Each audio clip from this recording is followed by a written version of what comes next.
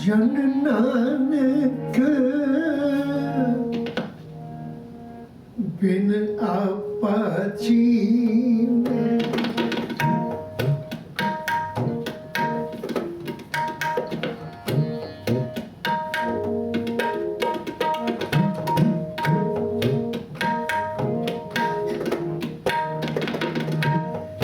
जन नानक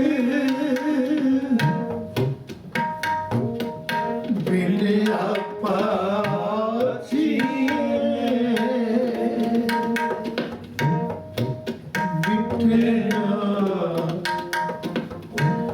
बिटना भरम की का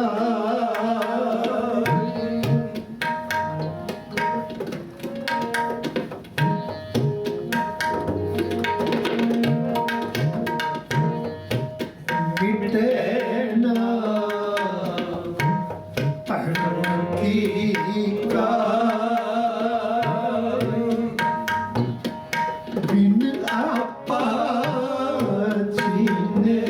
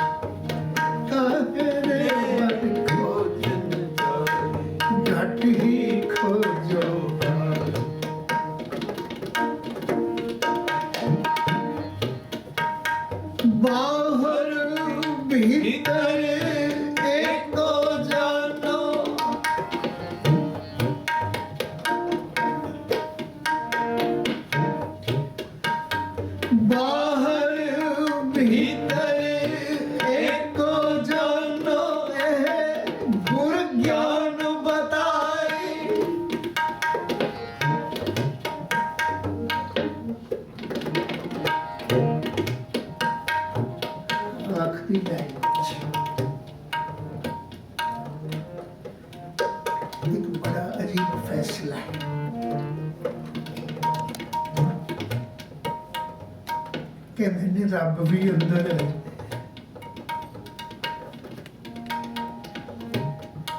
ਜੇ ਅਸੀਂ ਸ਼ਬਦ ਗੁਰੂ ਸਮਝਦੇ ਹਾਂ ਤਾਂ ਗੁਰੂ ਵੀ ਅੰਦਰ ਹੈ। ਇਹ ਬਾਣੀ ਜੋ ਜੀਓ ਜਾਣੇ ਉਹ ਅੰਦਰੋਂ ਹੀ ਜਾਣੀ ਜਾ ਸਕਦੀ ਹੈ। ਤੇ ਜੇ ਦੋਨੋਂ ਚੀਜ਼ਾਂ ਅੰਦਰ ਨੇ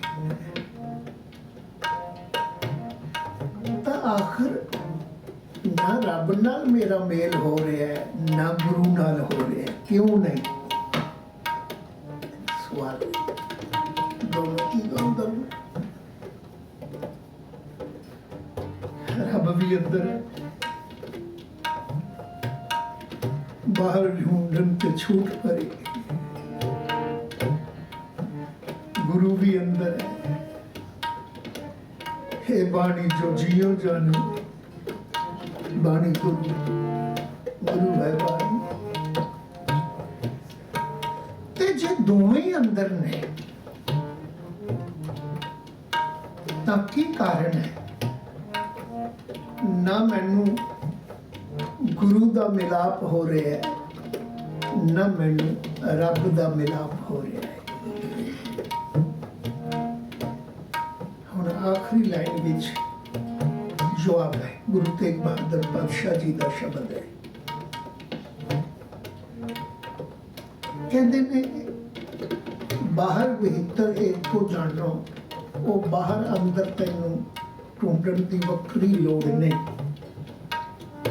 जे वो सारियां विच वसदा है, जे वो कुदरत विच रहिंदा है, बाहर है, तो तू ही तो कुदरत का हिस्सा है, वो तेरे अंदर भी रहिंदा है। बाहर भीतर एक को जानो, ये गल गुरु दे ज्ञान विचों समझ आउंदी है। यह गुर ज्ञान बताई, इसलिए तैनूं गुरु की लोड़ है। कहंदा जी किवें करां? ना मैनू रब की पछाण हो, जे अंदर है ते मैनू पछाण नहीं, जे गुरु भी अंदर है तो मैनू पछाण नहीं। पछाण क्यों नहीं? लो इसी गल नूं आपां अज नाल जोड़ना है। पिछली बार लफज चीनी लफज नहीं सी आया, क्योंकि शब्दावली बदल दी है। सानू वख-वख शब्दावली नूं गुरबाणी विचों समझण दी लोड़ पैंदी है। पिछली बार ये लफज सी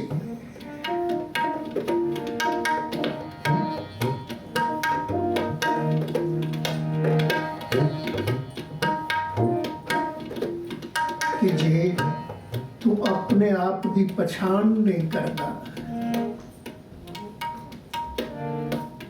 उदों पछाण लफज सो बहुरा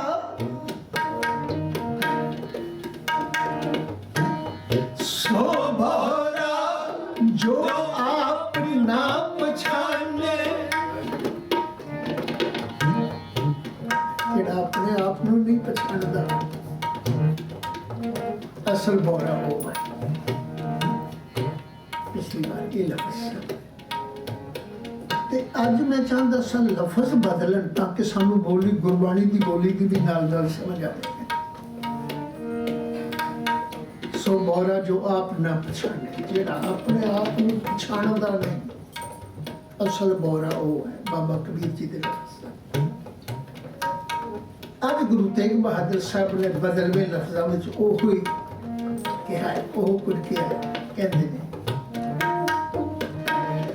जन नानक बिन आपा चीने, चीने का अर्थ भी है पछानना, जानना। गुरबाणी अंदर चीने लफ्ज़ बहुत बार है। जन्म पदार्थ दुबदा खोवे,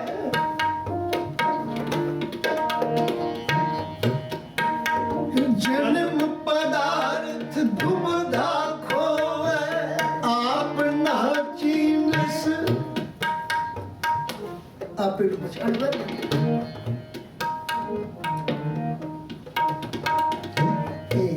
जेड़ा अमोलिक जन्म मनुखी जन्म पदार्थ है, इसे दुबदा विच जदों किसी चीज नूं पछाणो ना, उदों ही दुबदा होती है।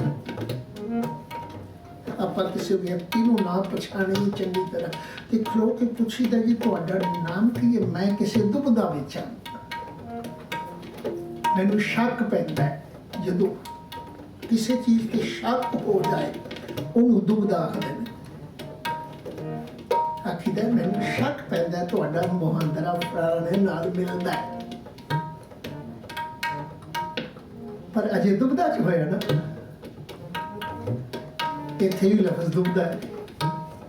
कहते जदों मनुख अपने आप ते भी शक हो गए मैं की हाँ, इहदा मतलब मनुख दुबदा विच है। जन्म पदार्थ दुबदा होवे, यूं आप न कीनस, अपने आप पे शक मैं की है, पता ही कोई नहीं। पिछली बार लड़ी है कि अज मैनू अपने आप पे विश्वास है कि मैं सिख हाँ,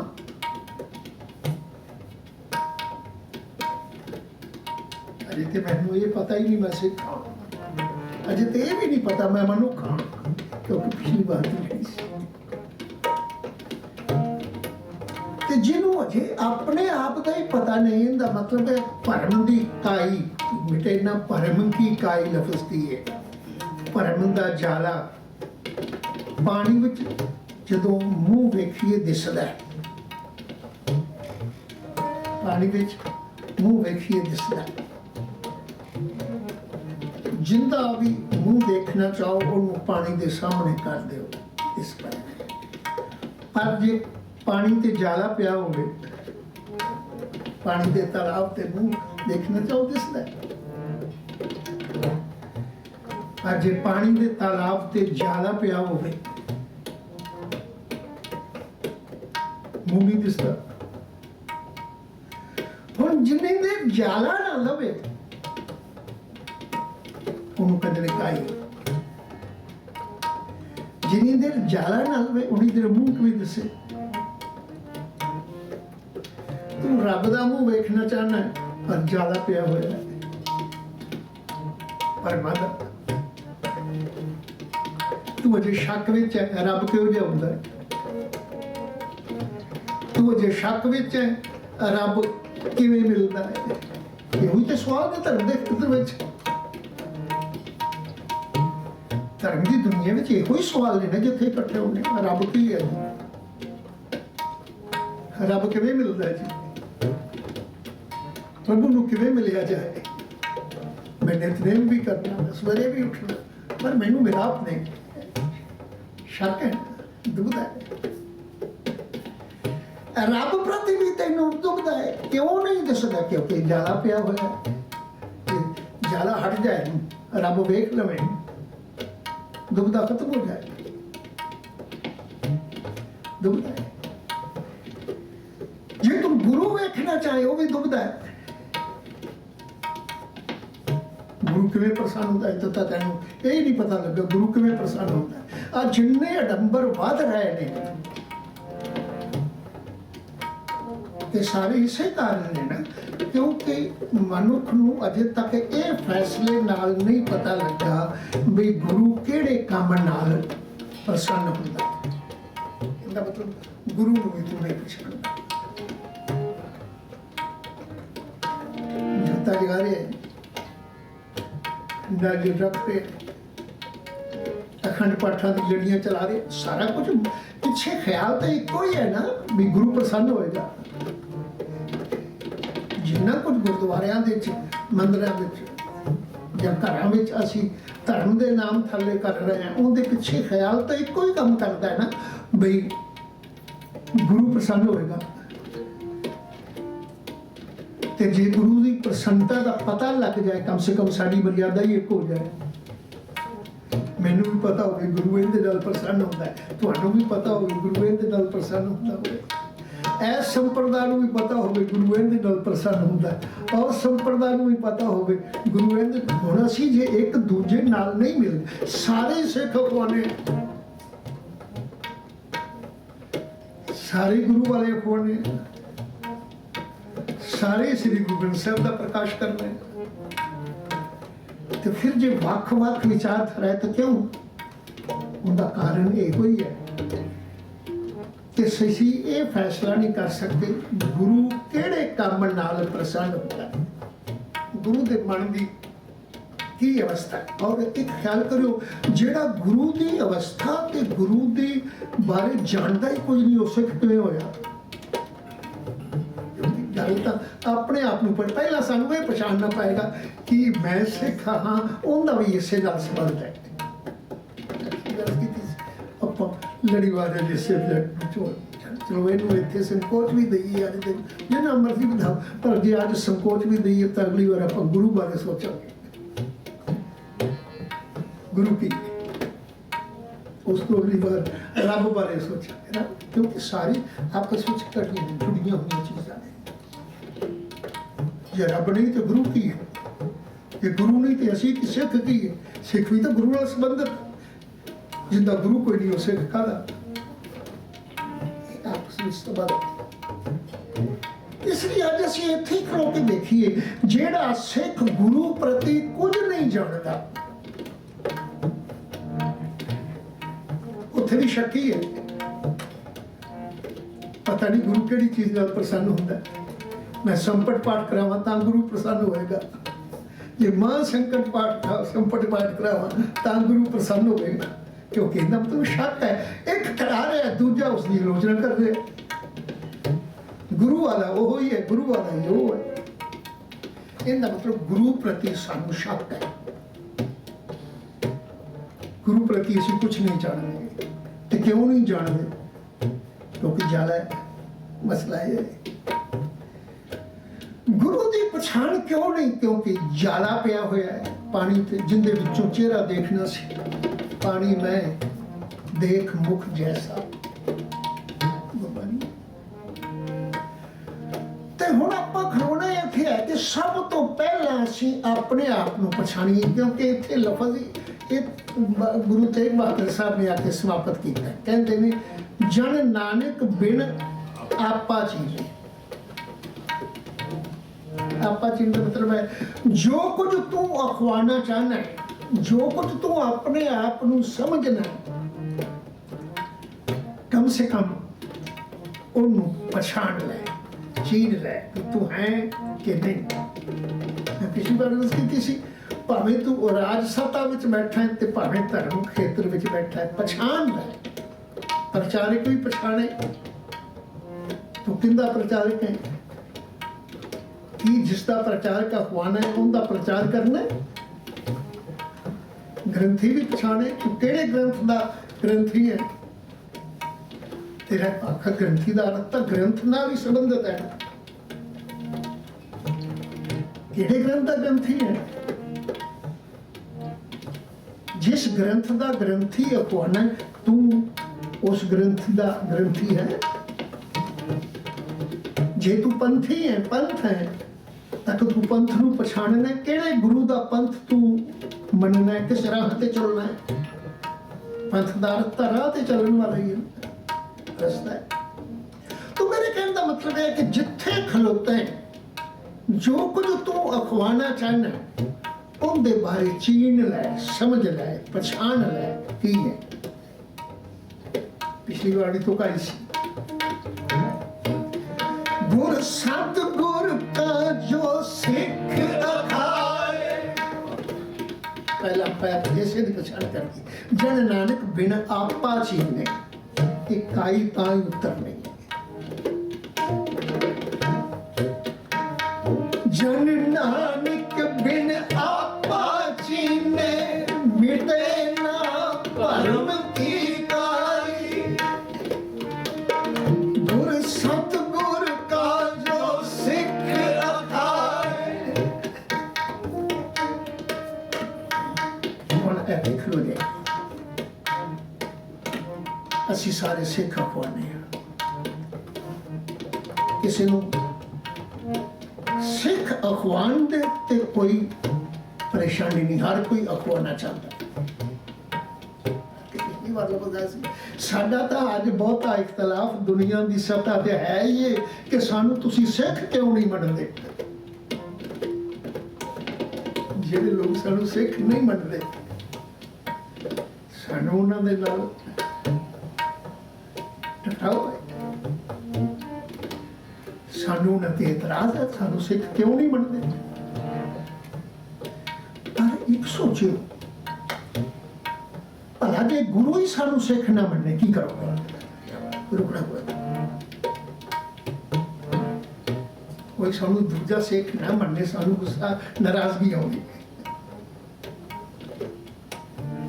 ਇਤਰਾਜ਼ ਹੈ, ਸਾਨੂੰ ਸਿੱਖ ਕਿਉਂ ਨਹੀਂ ਮੰਨਦੇ। ਪਰ ਮੈਂ ਚਾਹਨਾ ਵੀ ਆਪਾਂ ਗੁਰਬਾਣੀ ਵਿੱਚੋਂ ਵੇਖੀਏ ਕਿ ਗੁਰੂ ਸਾਨੂੰ ਸਿੱਖ ਮੰਨਦਾ ਹੈ। ਉਹ ਛੱਡੋ, ਜੇ ਅਸੀਂ ਗੁਰਬਾਣੀ ਰਾਹੀਂ ਸਿੱਖੀ ਦੀ ਪਰਿਭਾਸ਼ਾ ਸਮਝ ਲਈਏ, ਸਾਨੂੰ ਤੇ ਮੁਸ਼ਕਲ ਬਣ ਜਾਏਗੀ। ਅਸੀਂ ਆਪਣੇ ਆਪ ਨੂੰ ਆਪ ਹੀ ਸਿੱਖ ਨਹੀਂ ਮੰਨ ਸਕਾਂਗੇ। ਉਹ ਤਾਂ ਕਿਤੇ ਰਹਿ ਗਿਆ। ਹੁਣ ਆਪਾਂ ਵੇਖੀਏ ਗੁਰਸਤਿਗੁਰੂ ਕਾ ਜੋ ਸਿੱਖ ਅਖਾਏ ਹੈ ਕਿ ਆਪਾਂ ਰੋਜ਼ ਪੜ੍ਹਨੇ ਇੱਕ ਸ਼ਬਦ ਗੁਰ ਸਿੱਖ ਮੀਤ ਚਲੋ ਗੁਰ ਚਾਲੀ, ਸਿੱਖ ਦੀ ਨਿਸ਼ਾਨੀ। ਗੁਰ ਸਿੱਖ ਮੀਤ ਚਲੋ ਗੁਰ ਚਾਲੀ, ਜੋ ਗੁਰ ਕਹੈ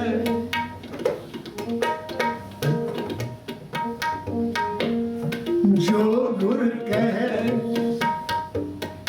ਸੋਈ ਭਲ ਮਾਨੋ। ਜ਼ਰਾ ਹਿਰਦੇ ਤੇ ਇਸ ਲਿਸਟ ਨੂੰ ਲਿਖਦੇ ਚੱਲਣਾ ਨਾਲ ਨਾਲ, ਤਾਂ ਕਿ ਅਸੀਂ ਆਪਣੇ ਆਪ ਕੋਲੋਂ ਪੁੱਛ ਸਕੀਏ ਤੂੰ ਸਿੱਖ ਹੈ। ਜੋ ਗੁਰ ਕਹੈ, ਪਹਿਲੀ ਸ਼ਰਤ, ਜੋ ਗੁਰ ਕਹੈ ਸੋਈ ਭਲ ਮਾਨੋ। ਗੁਰ ਕਹਿਆ, ਗੁਰ ਕਹਿਆ ਸੋ ਕਾਰ ਕਮਾਓ। श्री गुरु ग्रंथ साहब ने एक लफ्ज कहता, सिख की निशानी की है, वो गुरु का आख्या कमाता है। इको गल पे आप खलो जाए, वो गुरु का आख्या कमाता है। गुरबाणी कहती है, सतगुर के जी की सार न जाने। मैनू ये पता नहीं लगता मेरे गुरु नूं की चंगा लगता। सतगुरु के जी की सार ना जाने, उनका पता नहीं लगता उन्हें केड़ी गल चंगी लगती के पूरे सतगुरु भावे। सतगुरु नूं की चंगा लगता। अगले पासे एक लफ्ज है, कहते गुरसिखा अंदर सतगुरु वरते। जो आपसे कहने लगे तू ये जानना चाहना है ना कि मेरे गुरु की चंगा लगता है, तो यो कर सिख जिहड़ा अपने आप को अखवांदा, जे वो सचमुच सिख है,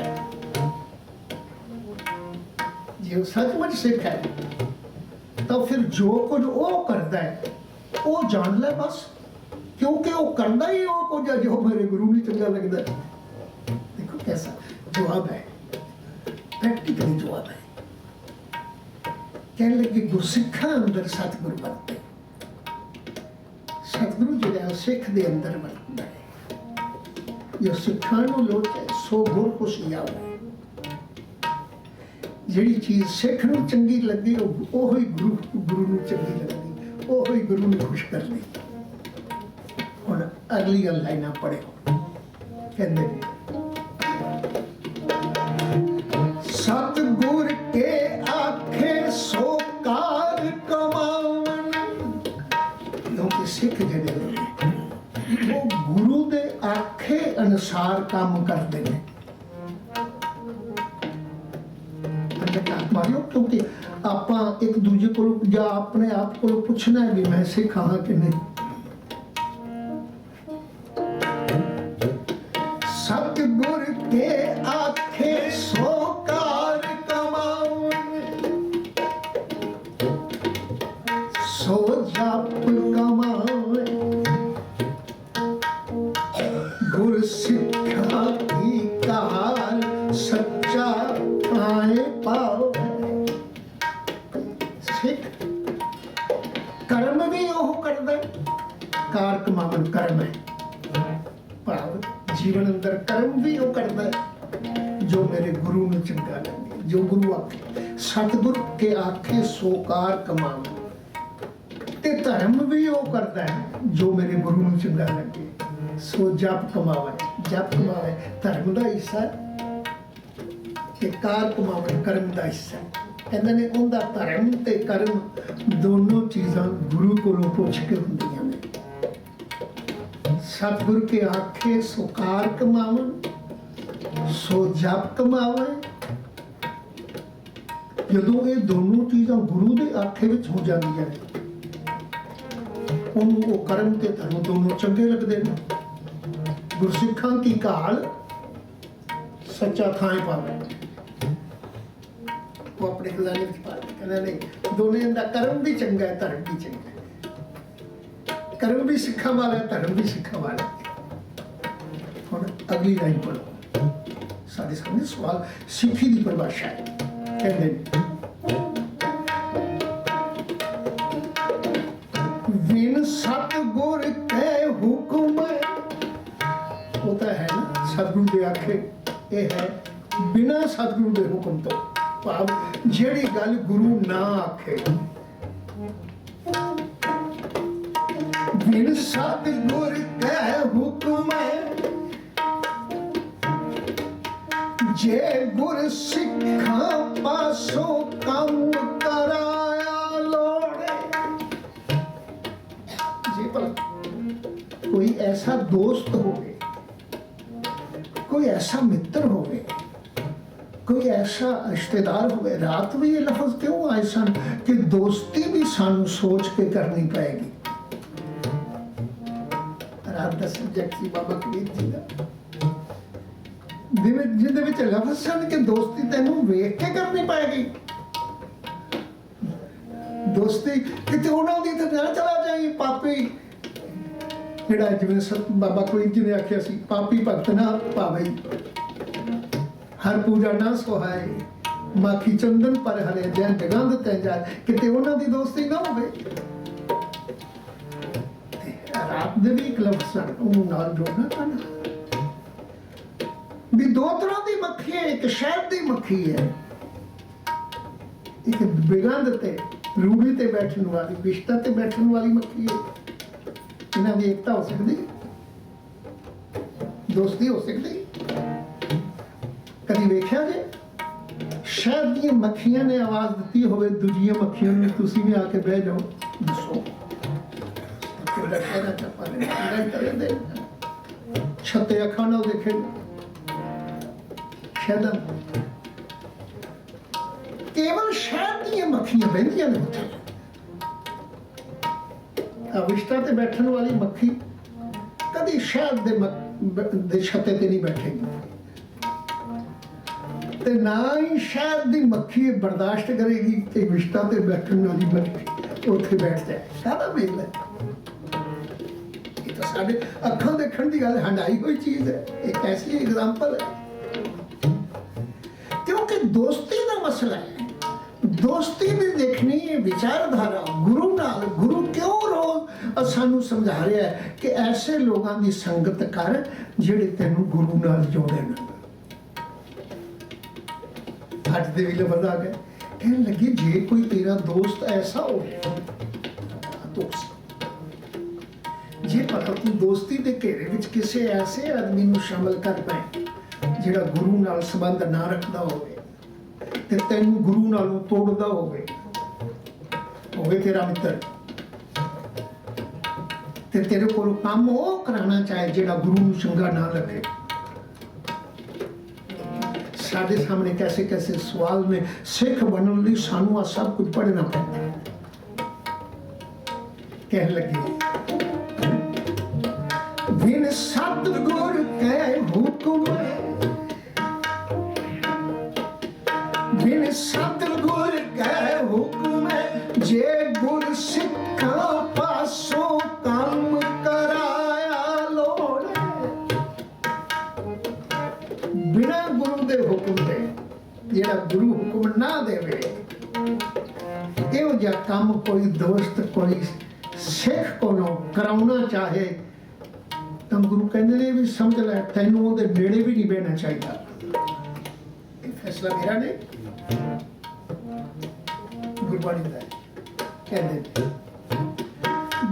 ਬਿਨ ਸਤਿਗੁਰ ਕੇ ਹੁਕਮ ਜੇ ਗੁਰ ਸਿੱਖਾਂ ਪਾਸੋਂ ਕੰਮ ਕਰਾਇਆ ਲੋੜੇ, ਇਸ ਗੁਰ ਸਿੱਖ ਫਿਰ ਨੇੜੇ ਨਾ ਆਵੇ। ਗੁਰ ਸਤਿਗੁਰ ਕਾ ਜੋ ਸਿੱਖ ਆਵੇ, ਤਿਸ ਗੁਰ ਸਿੱਖ ਫਿਰ ਨੇੜੇ ਨਾ ਆਵੇ। ਇਹ ਵੀ ਸ਼ਰਤ ਹੈ। ਹੁਣ ਸੋਚਿਓ, ਇਹਦਾ ਮਤਲਬ ਹੈ ਹਰ ਕੰਮ ਸਿੱਖ ਨੇ ਉਹ ਕਰਨਾ ਹੈ। ਇਹਦਾ ਜਪ ਵੀ ਧਰਮ ਤੇ ਇਹਦਾ ਕਰਮ ਵੀ ਗੁਰੂ ਕੋਲੋਂ ਪੁੱਛ ਕੇ। ਹੁਣ ਤੇ ਹਿਰਦੇ ਵਿੱਚ ਹੱਥ ਮਾਰਿਓ, ਸਾਡਾ ਕਰਮ ਤੇ ਧਰਮ ਗੁਰੂ ਕੋਲੋਂ ਪੁੱਛ ਕੇ। ਗੁਰੂ ਨੇ ਕਿੱਥੇ ਆਖਿਆ ਤੂੰ ਇਕੋਤਰੀਆਂ ਕਰਾ ਲਗਾਤਾਰ ਪੜਦਾ ਚਲਾ ਚੱਲ। ਗੁਰੂ ਤਾਂ ਆਖਦਾ ਪੜ ਗੱਡੀ ਲੱਦੀ ਹੈ, ਪੜ ਪੜੀਏ ਇਸ ਬੜੇ ਸੁਣੇ ਕਿਆ ਹੋਈ। ਗੁਰੂ ਤਾਕ ਦੇ ਵਿੱਚ ਦੁਨੀਆ ਸੇਵ ਕਮਾਈ ਹੈ। ਮੈਂ ਹੈਰਾਨ ਹਾਂ ਜਦੋਂ ਮੈਂ ਦੇਖਦਾ ਆਪਣੇ ਆਪ ਨੂੰ ਸਿੱਖੀ ਦਾ ਦਾਅਵਾ ਤੇ ਮਹਾਨ ਸਿੱਖੀ ਦਾ ਦਾਅਵਾ ਕਰਨ ਵਾਲੇ ਕਿਸ ਖੇਤਰ ਵਿੱਚ ਬੈਠੇ ਨੇ। ਜਿਸ ਦੇਸ਼, ਜਿਸ ਮੁਲਕ, ਜਿਸ ਧਰਤੀ ਤੇ ਛੋਟੇ ਛੋਟੇ ਮਾਸੂਮ ਬੱਚੇ ਭੁੱਖ ਨਾਲ ਤੜਪ ਤੜਪ ਕੇ ਮਰ ਜਾਣ, ਉੱਥੇ ਕੋਈ ਧਰਮੀ ਗੁਰਦੁਆਰੇ ਵਿੱਚ ਕੜਾ ਪੂੜੀਆਂ ਦੇ ਲੰਗਰ ਚਲਾਈ ਫਿਰੇ, ਉਹ ਧਰਮ ਹੈ? ਕਿੱਥੇ ਗੁਰੂ ਨੇ ਆਖਿਆ? ਨਹੀਂ ਹੋ ਰਿਹਾ। ਜਿਸ ਧਰਤੀ ਤੇ ਰੋਗੀ ਇਲਾਜ ਤੇ ਦਵਾਈ ਖੂਨੋਂ ਵਿਲਕ ਵਿਲਕ ਕੇ ਮਰ ਜਾਣ, ਉਸ ਧਰਤੀ ਤੇ ਕੋਈ ਧਰਮੀ ਅਖਵਾਉਣ ਵਾਲਾ, ਰੱਬ ਨੂੰ ਤੇ ਗੁਰੂ ਨੂੰ ਖੁਸ਼ ਕਰਨ ਦੇ ਇਰਾਦੇ ਵਾਲਾ। ਸੋਚਿਓ, ਮਨਾ ਮੂੰਹੀ ਜੋਤਾਂ ਵਿੱਚ ਘਿਓ ਬਾਲ ਦੇਵੇ ਕਿ ਉਹ ਸਿੱਖ ਹੈ? ਕੌੜੀ ਸੱਚਾਈ ਹੈ। ਆਪਾਂ ਵਿਚਾਰ ਕਰਨੇ ਬੈਠਦੇ ਹਾਂ। ਇਸ ਧਰਤੀ ਤੇ ਗਰੀਬ ਰੋਗੀ ਦਵਾਈ ਤੇ ਇਲਾਜ ਖੂਨੋਂ ਵਿਲਕ ਵਿਲਕ ਕੇ, ਇਸ ਧਰਤੀ ਤੇ ਮੈਂ ਗੱਲ ਕਰਨਾ ਮੈਂ ਸਿਰਫ ਕਿਸੇ ਇੱਕ ਸਥਾਨ ਦੀ ਨਹੀਂ, ਵਿਲਕ ਵਿਲਕ ਕੇ ਮਰਦੇ ਤੁਸੀਂ ਦੇਸ਼ਾਂ ਵਿਦੇਸ਼ਾਂ 'ਚ ਆਮ ਦੇਖਦੇ ਹੋ ਸੋਸ਼ਲ ਮੀਡੀਆ ਤੇ ਇਸੇ ਧਰਤੀ ਤੇ ਰਹਿਣ ਵਾਲੇ ਲੋਕ ਧਰਮ ਦੇ ਨਾਮ ਥੱਲੇ ਮੈਂ ਕੋਲ ਬੈਠ ਕੇ ਵੇਖਿਆ ਹੈ।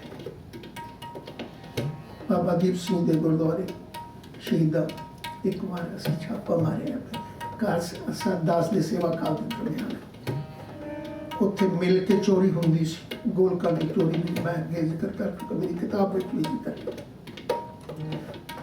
ਗੋਲਕਾਂ ਦੀ ਚੋਰੀ ਵੀ ਹੁੰਦੀ ਸੀ ਮਿਲ ਕੇ। ਉਹ ਦੋ ਆਪ ਮੰਨੇ ਕਿ 2 ਪੀਪੇ ਘਿਓ ਦੇ ਗੋਲ ਜਿਹੜੇ ਨੇ ਉਹ ਅਸੀਂ ਰੋਜ਼ ਵੇਚਨੇ ਆ। ਹਰ ਰੋਜ਼ ਦੇ 2 ਪੀਪੇ ਬਚੇ ਹੋਏ ਘਿਓ ਦੇ, ਇੰਨਾ ਘਿਓ ਚੜ੍ਹਦਾ ਹੈ ਉੱਥੇ ਜੋਤ ਵਾਸਤੇ। ਬਾਬਾ ਦੀਪ ਸਿੰਘ ਸਥਾਨ ਤੇ ਜਿਹੜੀ ਜੋਤ ਜਗਦੀ ਉੱਥੇ ਇੰਨਾ ਘਿਓ ਚੜ੍ਹਦਾ ਹੈ ਕਿ ਜਿਨ੍ਹਾਂ ਨੂੰ ਫੜਿਆ ਉਹ ਆਪ ਮੰਨੇ ਕਿ 2 ਪੀਪੇ ਘਿਓ ਦੇ ਅਸੀਂ ਰੋਜ਼ ਵੇਚਨੇ ਆ। ਕਿ ਜਿਸ ਧਰਤੀ ਤੇ ਮਾਸੂਮ ਬੱਚੇ ਰੋਟੀ ਤੋਂ ਤੜਪਦੇ ਮਰਦੇ ਹੋਣ, ਰੋਗੀ ਦਵਾਈ ਤੋਂ ਤੜਪਦੇ ਵਿਲਕਦੇ ਮਰਦੇ ਹੋਣ, ਉਸ ਧਰਤੀ ਤੇ ਕੋਈ ਮਨਾ ਮੁਨੀ ਜੋਤਾਂ ਵਿੱਚ ਘਿਓ ਹੀ ਜਗ੍ਹਾ ਬਾਲ ਦੇਵੇ ਤੇ ਆਖਿਆ ਮੈਂ ਗੁਰੂ ਨੂੰ ਪ੍ਰਸੰਨ ਕਰ ਲਾਂਗਾ, ਮੈਂ ਸਿੱਖਾਂ।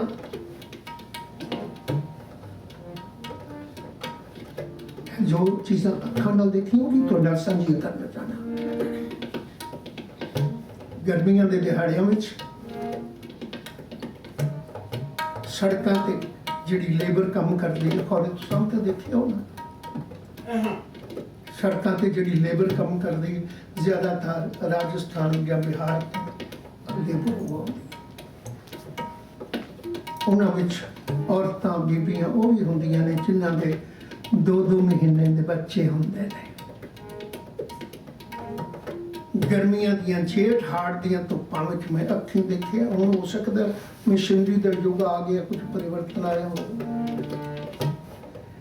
ਉਹ ਆਪਣੇ ਛੋਟੇ ਛੋਟੇ ਬੱਚਿਆਂ ਨੂੰ ਵਾਂਸ ਦੀਆਂ ਛੋਟੀਆਂ ਛੋਟੀਆਂ ਝੋਲੀਆਂ ਬਣਾ ਕੇ ਉੱਥੇ ਧੁੱਪ ਵਿੱਚ ਹੀ ਸੜਕ ਦੇ ਕੰਢੇ ਪਾ ਦਿੰਦੀਆਂ ਸਨ ਤੇ ਆਪ ਪੱਥਰ ਤੋੜਦੀਆਂ ਸਨ। ਰਈਸ ਪੱਥਰ ਰੋੜੀ ਤੋੜਨੀ ਪੈਂਦੀ ਸੀ, ਸੜਕਾਂ ਆਪ ਪੱਥਰ ਤੋੜਦੀਆਂ ਸਨ। ਬੱਚਾ ਕਈ ਵਾਰੀ ਰੋਂਦਾ ਤੇ ਉਹ ਮਾਂ ਪੱਥਰ ਤੋੜਦੀ ਉਸ ਨੂੰ ਜਾ ਕੇ 2 ਮਹੀਨੇ ਦੇ ਬੱਚੇ ਨੂੰ ਦੁੱਧ ਪਿਆਉਂਦੀ ਤੇ ਠੇਕੇਦਾਰ ਉਸ ਨੂੰ ਝਾੜ ਕੇ ਆਖਦਾ ਤੂੰ ਲੇਬਰ ਕਰਨਾ ਹੀ ਹੈ ਕਿ ਬੱਚੇ ਪਾਲਣਾ ਹੀ ਹੈ। ਧੁੱਪੇ ਪਿਆ ਹੁੰਦਾ ਉਹ ਬੱਚਾ, ਛੱਤ ਵੀ ਕੋਈ ਨਹੀਂ। ਭਲਾ ਇਹੋ ਜਿਹੀ ਧਰਤੀ ਤੇ ਕੋਈ ਅਸੀਂ ਗੁਰਦੁਆਰਿਆਂ ਤੇ ਮਾਰਬਲ ਚੜਾ ਦੇਈਏ। ਸੋਚੋ ਅਸੀਂ ਗੁਰਦੁਆਰੇ ਮਾਰਬਲ ਦੇ ਪੱਕੇ ਹੋਏ ਬਣਾ ਰਹੇ ਹਾਂ ਤੇ ਵਧਾਈ ਜਾਣੇ ਆ ਇਮਾਰਤਾਂ, ਉਹ ਕੁਛ ਨਹੀਂ। ਅਸੀਂ ਸਮਝਦੇ ਹਾਂ ਗੁਰੂ ਇਹਦੇ ਨਾਲ ਪ੍ਰਸੰਨ ਹੁੰਦਾ ਹੈ। ਗੁਰੂ ਮਾਰਬਲ ਦੇ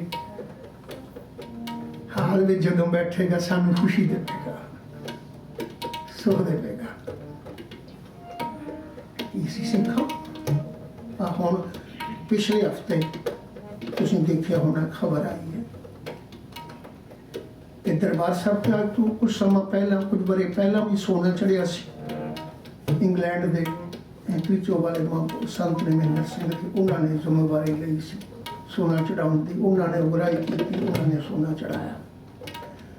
ਕੁਝ ਸਾਲਾਂ ਬਾਅਦ 2-3 ਸਾਲ ਬਾਅਦ ਹੀ ਰੌਲਾ ਪੈ ਗਿਆ ਕਿ ਸੋਨਾ ਕਾਲਾ ਪੈ ਗਿਆ। ਚਲੋ ਖੈਰ, ਮੈਂ ਉਸ ਵਿਸਥਾਰ ਵਿੱਚ ਨਹੀਂ ਜਾਣਾ ਚਾਹੁੰਦਾ। ਹੁਣ ਆ ਪਿਛਲੇ ਹਫ਼ਤੇ ਫਿਰ ਆਇਆ ਕਿ ਦੁਬਾਰਾ ਹਰਿਮੰਦਰ ਸਾਹਿਬ ਦੇ ਸੋਨਾ ਚੜਾਉਣ ਲਈ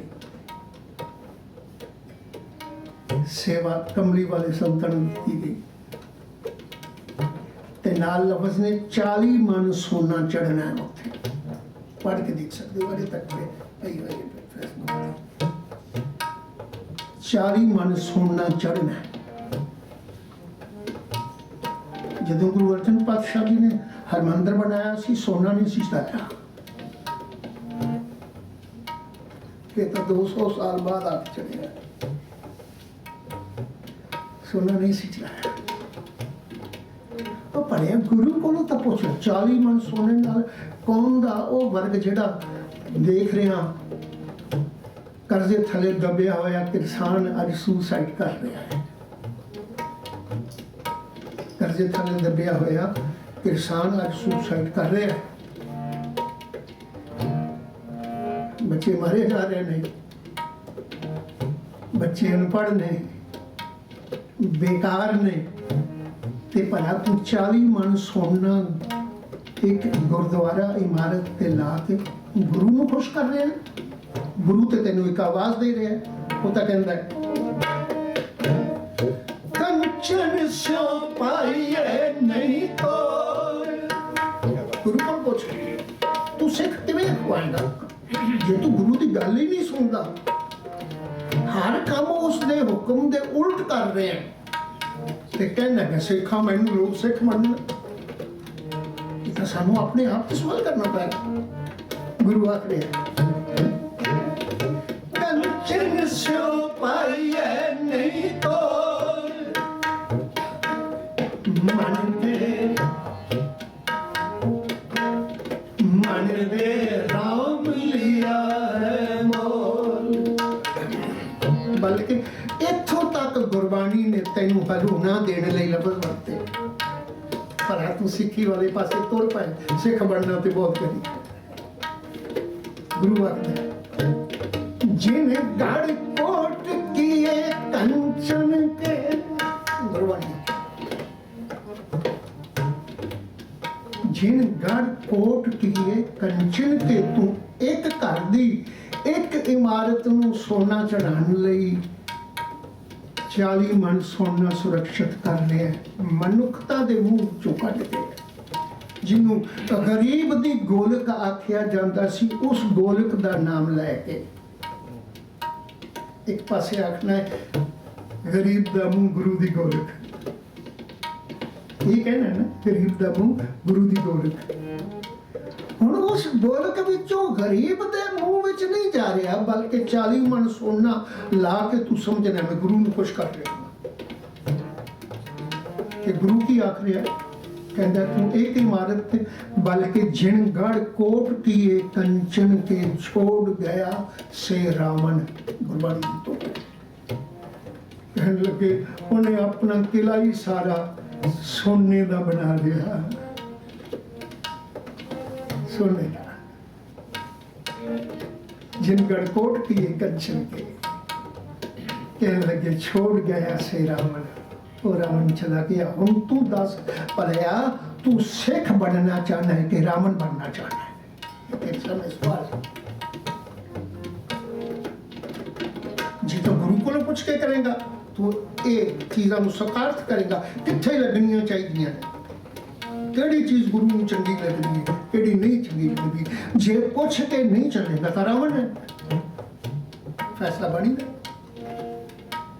इसलिए गुरु तेग बहादुर साहब ने भी आख्या, कहने लगे जिन्नी देर तू अपने आप नू पछाणदा नहीं, हुण तू कहना है मैं सिख हाँ, तू अखवाना चाहना है कि लोग मैनू मन्नन कि मैं सिख हाँ। कौन हुंदे ने मैनू ये आखण वाले कि मैं सिख नहीं? भलिया जे तू गुरबाणी कोलों पुछे तो गुरबाणी दी दिते हुए उस फैसले सिलेबस के मुताबिक अपने आप नू सामने रख के तोले, तो सच्चाई ये है कि तू आप भी अपने आप नू वेख के आखेंगा मैं सिख नहीं।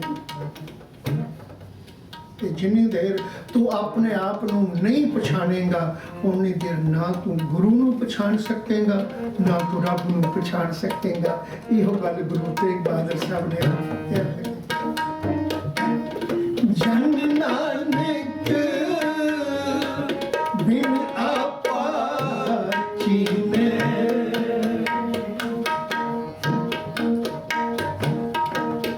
जन नानक बिन आपा चीने, मिटे ना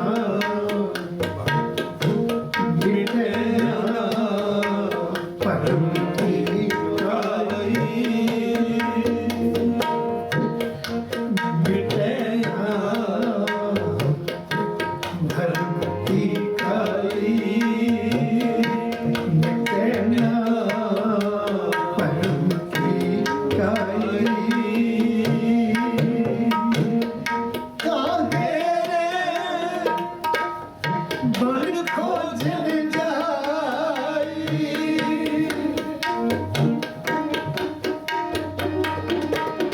काहे रे बन खोजन जाई, सर्वनिवासी सदा निर्भय, तोहि संग समाई, मिटे ना परम की काई, मिटे ना परम की काई, मिटे ना परम की काई।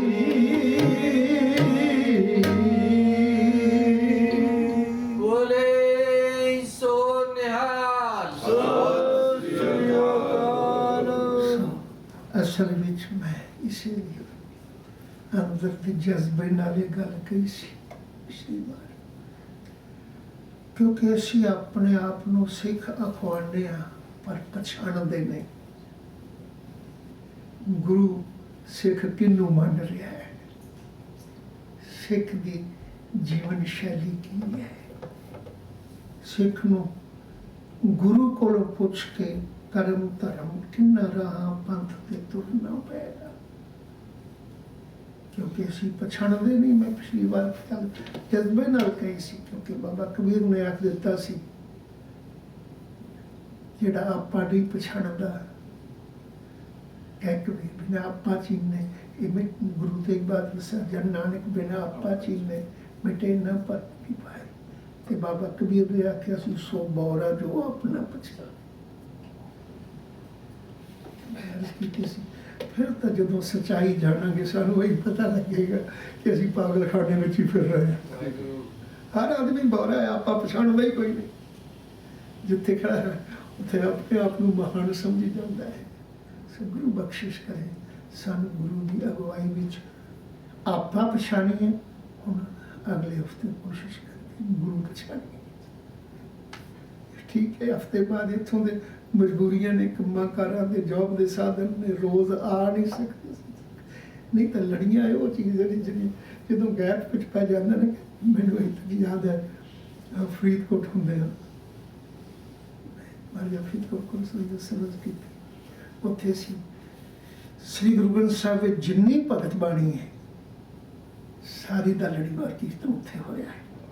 सारी भगत बाणी दा मैनू दो सज्जनों का ख्याल भी कई बार आता है। एक तो सरदार अमराव सिंह जी आते होंगे ने इत्थे कई बार, उन्होंने पिता जी डॉक्टर पूर्ण सिंह ते एक डॉक्टर हजूरा सिंह जी सन उत्थे महाराजा का पर्सनल डॉक्टर, अपना डॉक्टर नार हॉस्पिटल सी नेड़े उत्थे उस होंदे सन।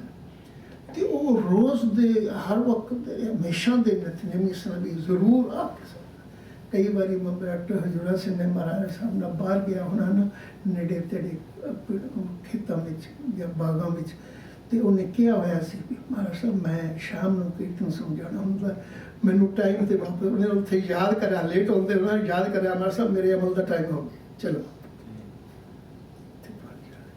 जे कि भी बैठा भी होना कीर्तन करते हैं तो किसी पेशेंट की ज़्यादा तबीयत खराब हो जानी, उतों हॉस्पिटल बिल्कुल नाल आना भी डॉक्टर साहब चलो फलाने की तबीयत ज़्यादा खराब है।